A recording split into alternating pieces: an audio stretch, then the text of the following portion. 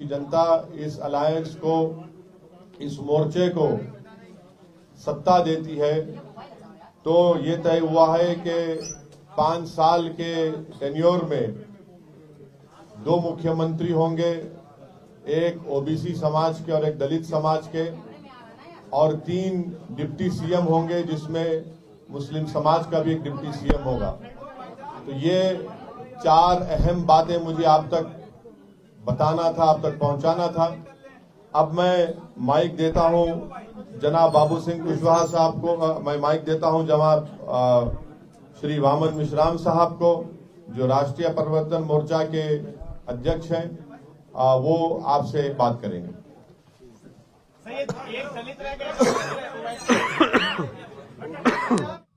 अस्सलामु अलैकुम व रहमतुल्लाहि व बरकातुहू। मुअज़्ज़ज़ नाज़रीन, इस वक्त उत्तर प्रदेश के अंदर चुनावी माहौल चल रहा है, तो इसी के बीच से एक बड़ी खबर निकल कर ये आ रही है कि जनाब बैरिस्टर असदुद्दीन ओवैसी साहिब की पार्टी का 4 और पार्टियों के साथ गठबंधन हो गया है। और इसके अंदर खास बात यह है कि मुस्लिम को सीएम बनाने की बात की जा रही है और इसी तरह 3 डिप्टी सीएम का ऐलान भी किया जा रहा है। जनाब बैरिस्टर असदुद्दीन ओवैसी साहिब का ये कहना है कि अगर उत्तर प्रदेश की जनता ने हमारी हुकूमत बनाई तो 3 डिप्टी सीएम बनेंगे और 2 सीएम बनेंगे। तो लीजिए, मैं पूरी वीडियो को आपकी खिदमत में रखता हूँ और इससे तमाम ही मुसलमानों को सबक लेना है और अपने वोट का सही तरीके से इस्तेमाल करना है। इस वक्त मुसलमानों के पास ये ऑफर है और मौका है कि अपना डिप्टी सीएम बना सकते हैं और सीएम भी बना सकते हैं। तो लीजिए, मैं आपकी खिदमत में पूरी वीडियो रखता हूँ। चैनल को सब्सक्राइब करें, लाइक करें और वीडियो को शेयर करना ना भूलें। साथियों, आपको पूछने के लिए अवसर है। अभी हम अपनी बात आपके सामने रखते हैं, उसके बाद सवाल जवाब होगा। मैं केवल एक बात कहना चाहता हूं कि ये सारा गठबंधन जो है हम लोगों ने मिलकर किया। इसमें अभी जो महत्वपूर्ण 5-6 पार्टियां हैं और उसके साथ साथ और भी दल इसमें आ सकते हैं, इसके लिए अभी दरवाजे बंद नहीं है। तो एक तो ये बात है। दूसरी बात मैं कहना चाहता हूं कि इस गठबंधन के ऐलान होने के बाद बीजेपी और समाजवादी के बीच में जो लड़ाई हो रही है, अब बीजेपी और समाजवादी के बीच में लड़ाई नहीं होगी, बीजेपी और हमारे भागीदारी परिवर्तन मोर्चा के बीच में लड़ाई होगी। अब समाजवादी गठबंधन तीसरे नंबर पर चला जाएगा। आप सभी साथियों को नमस्कार। साथियों, अभी जनाब ओवैसी साहब ने और वामन मिश्राम साहब ने जो हम लोगों ने भागीदारी संकल्प मोर्चा भागीदारी परिवर्तन मोर्चा बनाया, उसके बारे में आपको जानकारी दी। हम लोगों ने 5 पार्टियों ने मिल करके अभी ये भागीदारी परिवर्तन मोर्चा बनाया है। इसमें ओवैसी साहब की पार्टी है, हमारी जन अधिकार पार्टी है, वामन मिश्राम साहब का परिवर्तन मोर्चे की तरफ से है और बहुजन मुक्ति मोर्चा के साथी हमारे बैठे हुए हैं, बहुजन मुक्ति पार्टी के और भारतीय वंचित समाज पार्टी के आदरणीय रामचंद्र कश्यप जी हैं और जनता क्रांति पार्टी के कमलेश चौहान जी हैं। इन लोगों ने मिल करके हम लोगों ने अभी इस मोर्चे को बनाया है और कुछ साथी और हमसे संपर्क में हैं, तो वो जल्दी हो 1-2 दिन में उनसे बात करके जो साथी हमसे जुड़ना चाहेंगे उनको हम अपने साथ जोड़ेंगे। हमारे जो मोर्चे का लक्ष्य है, जिस विचारधारा के साथ हम लोग चल रहे हैं, हम बाबा साहब अम्बेडकर को मानने वाले लोग हैं, संविधान को मानने वाले लोग हैं। हमारी वही विचारधारा है जो संविधान की चाहत है, जो संविधान की मंशा है। हम संविधान वादी लोग हैं। हमारा पहला नारा है कि जिसकी जितनी संख्या भारी उसकी उतनी हिस्सेदारी। हम लोग जाति जनगणना कराने के पक्ष में हैं। एक समान शिक्षा पद्धति, निःशुल्क शिक्षा और अनिवार्य शिक्षा। नई शिक्षा नीति के आड़ में जैसे पिछले साल कोरोना महामारी की जब शुरुआत हुई और 2 महीने सबको पूरे देश को बंद करके अंदर रखा गया, उस 2 महीने में जो 4-5 कानून बने, एक कृषि का कानून बना जिसको अभी वापस लिया गया, 1 साल किसान आंदोलन करते रहे।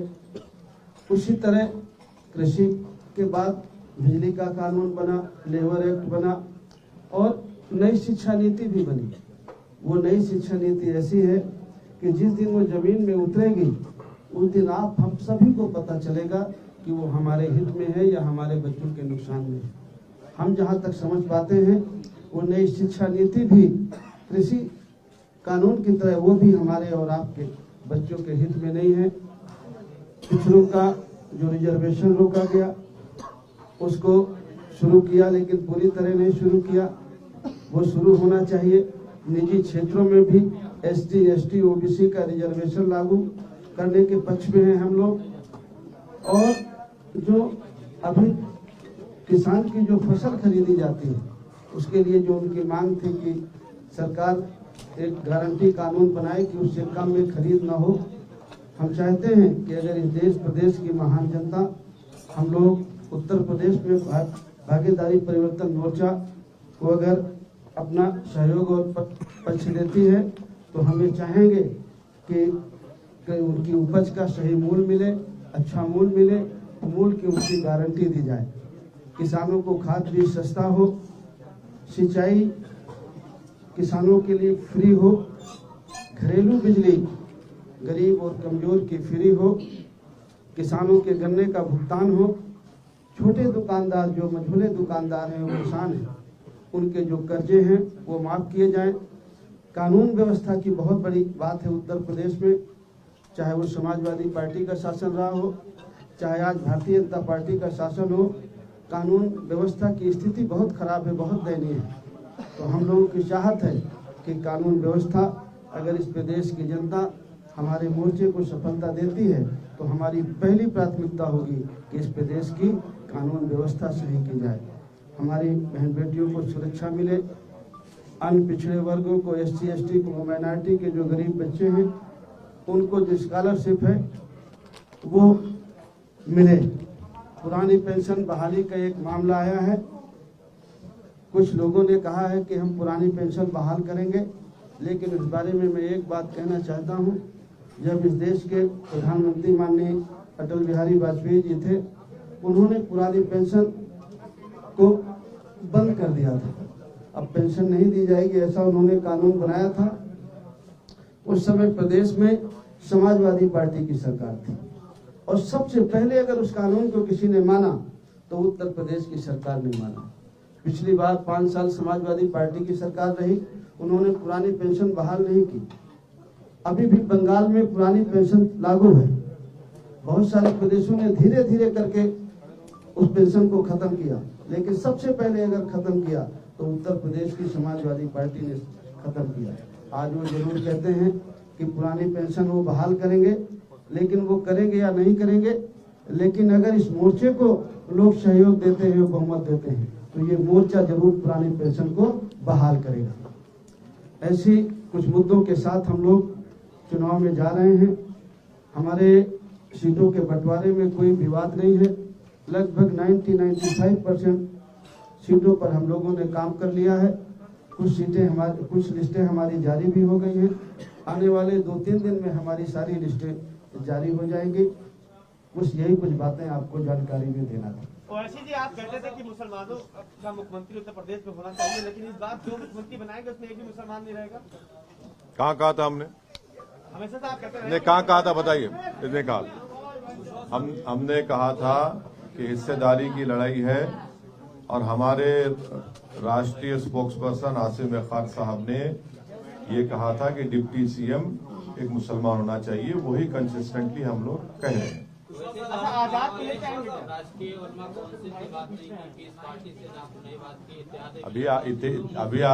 अभी आपने वामन मिश्रा साहब से सुना कि दरवाजे खुले हैं ठहरिए, वक्त इंतजार करिए, मालूम होगा। अच्छा, क्या आजाद लेकर आजाद को लेकर आएंगे आपको? आपके साथ ही है सर? चल पार्टी भी आ रही है आपके साथ?